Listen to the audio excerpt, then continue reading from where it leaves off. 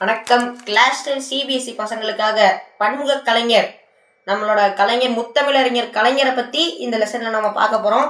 கலைஞருக்கு வந்துட்டு நம்ம ஒரு 13 டாபிக் கிட்ட இருக்கும், ஒவ்வொன்றா பார்க்கலாம். குழந்தை உள்ள கலைஞர் எப்படி ஸ்டார்ட் பண்ணுறாருன்னா, புதையல் அப்படிங்கிற ஒரு புக்கில் அவர் என்ன எழுதியிருக்காருன்னா, அவரும் ஒரு தங்கச்சி மலையை பார்த்தாலே விளையாட போயிடுவாங்களாம். அவரோட தங்கச்சி மலையை பார்த்தாலே விளையாட போயிடுவாங்களாம். மலையில் நிற்கிற தவிர பெரிய சந்தோஷம் வேறு எதுவும் இல்லை, அதில் இருக்கதான் செம்ம ஜாலியாக அப்படின்னு நினச்சிட்டு இருப்பாராம்.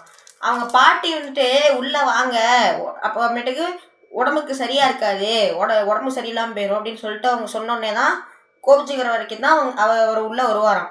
வந்ததுக்கு அப்புறமேட்டுக்கு மலை துளையில் திண்ணையில் உட்காந்து ரசிப்பாராம். இவ்வாறு அவரோட குழந்தை மனத்தை கலைஞர் வெளிப்படுத்தியிருக்காரு. இதுக்கடுத்து இவர் கலைஞர் எங்கே பிறந்தார் அப்படிங்கிறத பற்றி, வேளாண் முயல்த்த திருவாரூர் மாவட்டத்தில் இருக்கிற திருக்குவளை இருக்குல்ல, அங்கே ஜூன் 3, 1924 அன்னைக்கு முத்துவேலருக்கும் அஞ்சுகம் அம்மையாவிற்கும் 3வது குழந்தையா அவர் பிறக்கிறாரு. இப்போ கலைஞர் போராட்ட கலைஞர், அவரோட ஸ்கூல் பருவத்தை பற்றி எப்படி கொஞ்சம் கொஞ்சமாக மேலே போனால், போராட்ட கலைஞர் அவர் பிறந்த திருக்குவளை. இப்போ நீங்கள் முஸ்லீமில் பிறக்குறீங்க அப்படின்னா முஸ்லீமில் தானே அங்கே பக்கத்தில் இருக்க ஸ்கூல்ல சேர்ந்துக்கலாம்பா, அந்த மாதிரி கலைஞரும் திருக்குவளையில் பிறந்ததுனால திருக்குவளையிலே சேர்ந்துக்கிறாரு. அதுக்கப்புறம் மேற்படிப்பிற்காக திருவாரூர் போகிறாரு. திருவாரூரில் என்ன, இப்போ இங்கே ரொம்ப பக்கத்துலேயே நமக்கு அப்போல்லாம் ஸ்கூல் ஃபெசிலிட்டி இருக்காது, அதனால் ஒரு உயர்கல்விக்காக 6வது மாதிரி படிக்கிறதுக்காக திருவாரூர் போகிறாரு. அங்கே தான் அரசியல் அரிச்சுவடி. இப்போ அரிச்சுவடினா என்ன, வாய்ப்பாடு தானே உங்களுக்கு இந்த பேசிக் மேக்ஸ்லாம் சொல்லி கொடுக்கும். அந்த அரசியல் அரிச்சுவடியாக ஒரு கதை ஒன்று படிக்கிறாரு.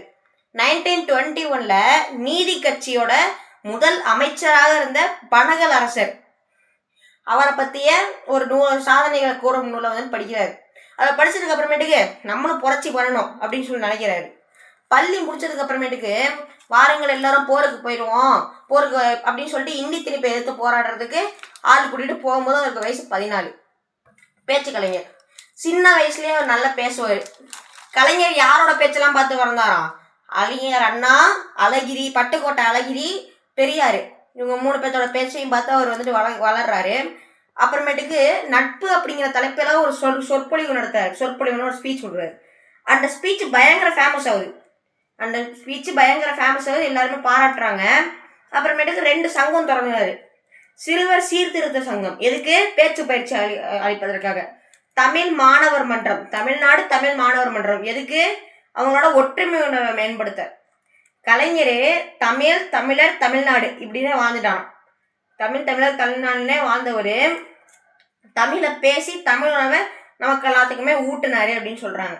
அதுக்கப்புறம் ஒரு எழுதின ஒரு கவிதை இருக்கு, இளைய தலைமுறையை எழுவாய், செயல்படு பொருள் பயனிலையல் விழுவாய், அறிவில் மூத்தோரை, நல்லா படிச்சிருக்கவங்களை தொழுவாய், அரிய பயன்கான ஆள உழுவாய். உழுவாய்னா படிக்கணும்னு அர்த்தம், நல்ல பையனுக்கு நீ நல்லா படிக்கணும் அப்படிங்கிறாரு.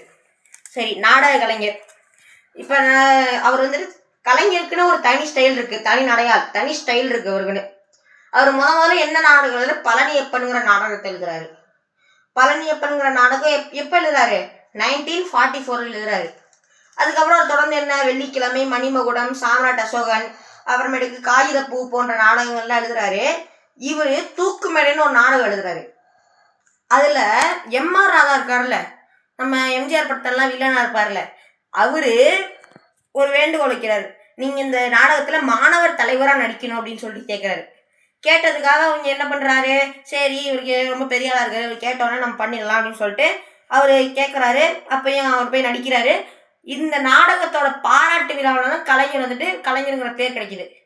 அவர் கொடுத்த அந்த அடைமொழி தான் அவருக்கு வருங்காலத்துல பேராகணும்னு அவருக்கு தெரியாது. திரைக்கலைஞரை பார்க்குறோம். இப்போ இந்த 12 டாப்பிக்குமே அவரோட பேர் எழுதுனதுக்கு அப்புறம் வழி நம்பிக்கும்.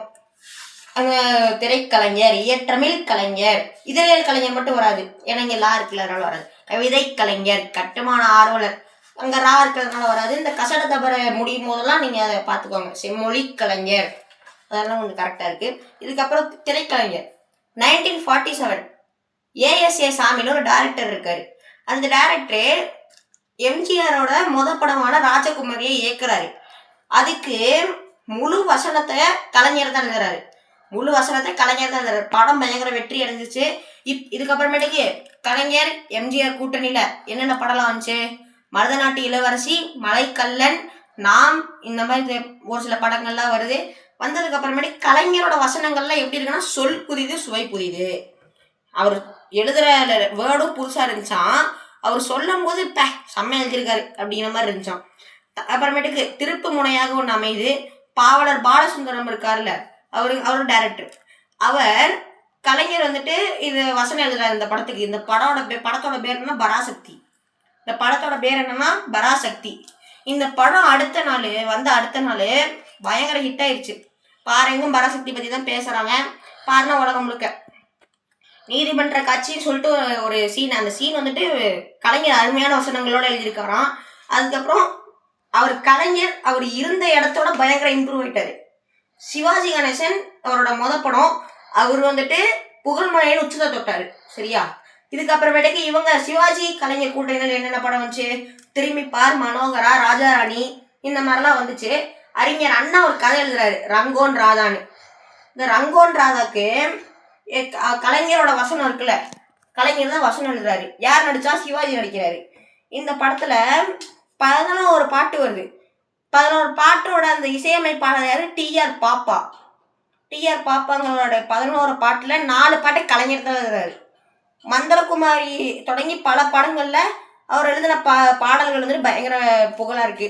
மறக்க முடியுமான ஒரு படத்துல காகித ஓடம் கடை, அதெல்லாம் அவ்வளோ நம்ம எழுத தேவையில்லை. இதுக்கப்புறமேட்டுக்கு அடுக்குமொழி வசனங்கள், ரைமிங் வச்சு மட்டும் அவருக்கு பெரிய அளவில். அவரோட பேச்சுலேயே ஒரு கருத்து மிகவும் அதிகமாக இருந்துச்சு அப்படிங்கிறாங்க. கலைஞர் கூட்டணி அப்படின்னு சொல்லிட்டு ஒரு பாக்ஸ் கொடுத்துருக்காங்க. அந்த பாக்ஸ் எழுதும் போது கொஞ்சம் ப்ரெசன்டேஷன் நல்லாயிருக்கும். கலைஞரோட ஒரு சில மிக அருமையான வசனங்களை பார்க்கலாம். மனசாட்சி உறங்கும் போது மனக்குரங்கு ஊர் சுற்ற கிளம்பி விடுகிறது அப்படிங்கிறாரு. இதுக்கப்புறம் நாற்றமெடுத்த இச்சமூகத்தில் நறுமணம் கமழ்விக்க இதோ சாக்ரட்டிஸ் அழைக்கிறேன் அப்படிங்கிறாரு. இதுக்கப்புறம் பொறுத்தது போதும் மனோகரா, பொங்கி எழு அப்படிங்கிறாரு. இது இந்த மாதிரி நிறைய வசனங்கள் கலைஞர் எழுதியிருக்காரு. அவரோட 1947 ஆரம்பிச்சு 2011 ராமானுஜர்னு ஒரு நாடகம் இருக்கு. அந்த நாடகம் வரைக்கும் கலைஞர் நிறைவா எழுதியிருக்காரு. இதுக்கப்புறம்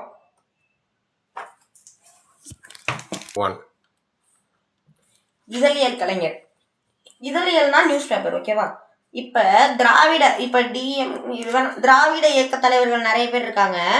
திராவிடங்கிறது அப்பையில இருந்தே ஒரு நார்த் இந்தியன் கவர்மெண்ட் எதிர்க்கிறவங்க அல்லது சவுத் இந்தியன்ல இருக்கவங்க எல்லாம் திராவிடங்கிற மாதிரி சொல்லுவாங்க. திராவிட இயக்க தலைவர்கள் பெரும்பாலானோர் இதழாசிரியர்களாகவே இருந்தனர். நியூஸ் பேப்பர் எழுதுறவங்களாகவே இருந்தாங்களாம். கலைஞர் வந்துட்டு ஒரு கட்டுரை எழுதுறாரு. அந்த கட்டுரைய மாணவநேசன் அப்படிங்கிற அண்ணாவோட அவர் ஒரு நியூஸ் பேப்பர் நடத்திட்டு இருந்தாரு. அந்த நியூஸ் பேப்பரை அவர் பப்ளிஷ் பண்றாரு. இளம் வயதுல என்ன கொடுத்துருக்காங்க, அவரோட ஏஜை கொடுக்கல. மாணவநேசன் அப்படிங்கிற கையெழுத்து நடத்துறாரு. திராவிட நாடுங்கிறது அண்ணாவோட இதழ். அதுல ஒரு கட்டுரை ஒன்று பதிவிடுறாரு. அப்போ அவரோட வயசு 18. அதுக்கப்புறமேட்டு ஒரு கம்பெனியோட ஸ்டார்ட் பண்றாரு. முரசொலி வெளியிட்ட கழகம்னு சொல்லிட்டு ஒரு கம்பெனியை ஸ்டார்ட் பண்றாரு. அப்ப இந்த முரசொலிங்கிற இதில் என்ன பண்றாரு, முதல்ல ஹேண்ட் ரிட்டன் நியூஸ் பேப்பர் ஒன்று, அதுக்கப்புறமேட்டுக்கு வீக்லி நியூஸ் பேப்பர் ஆகுறாரு, அதுக்கப்புறம் மந்த்லி நியூஸ் பேப்பர் ஆகுது. இதுக்கப்புறம் சேரனுங்கிற பேர்ல நிறைய கட்டுரை அவர் எழுதியிருக்காரு.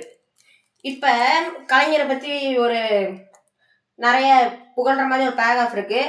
எழுத்தை வந்துட்டு ஒரு ஆயுதமா வச்சு எல்லா தலைவர்களுக்கும் மக்களுக்கு நம்பிக்கை கொடுத்தவர் கலைஞர்.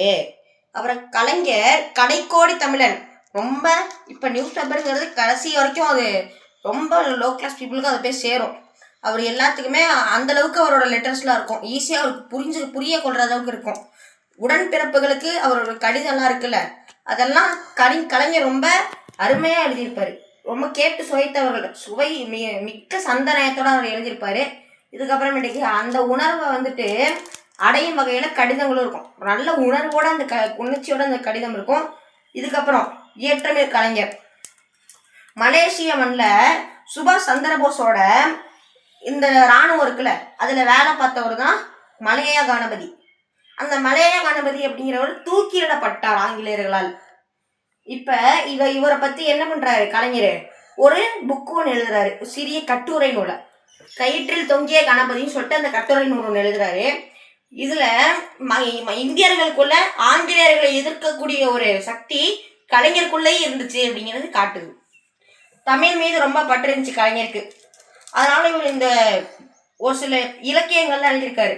நாளாயினி, சித்தார்த்தன் சிலை, சந்தன கிண்ணம், தாய்மை, புகழேந்தி, அணில் குஞ்சு போன்ற இதெல்லாம் எழுதியிருக்காரு. இதுக்கப்புறம் சிறுகதைகள், பொன்னர் சங்கர், ரோமாபுரி பாண்டியன் போன்ற பல சிறுகதைகள் எழுதியிருக்காரு. இதுக்கப்புறமேட்டுக்கு தொல்காப்பிய பூங்கா அப்படிங்கிறத அவர் எழுதியிருக்காரு. இது ஒன்று பூங்கான்னா ஒன்று பில்டிங் நினச்சாதீங்க. இது வந்து ஒரு நூல். இதில் 142 நூற்பாக்களை மட்டும் கொண்டு 100 மலர்களாக எழுதியிருக்காரு. 100 மலர்கள்னா இந்த தொல்காப்பியத்தில் 142 நூற்பாக்கள்னு இருக்கு. நூற்பாக்கள்னா ஒரு டிவிஷன் சாப்டர் மாதிரி.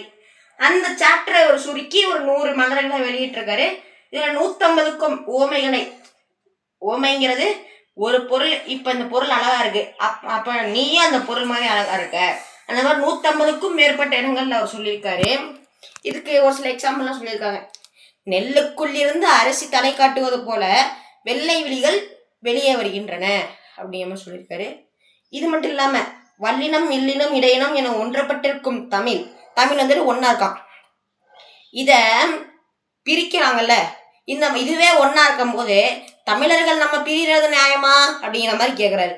இந்த மாதிரி தமிழர்களுக்குள்ள பிளவுபட்டிருக்கிறத அவருக்கு ஓமையை வச்சு கூறும்போது சரிப்பா எல்லாம் சேர்ந்துடுறாங்கிற மாதிரி ஒரு உணர்வுகள் ஒன்றும். ஓகே.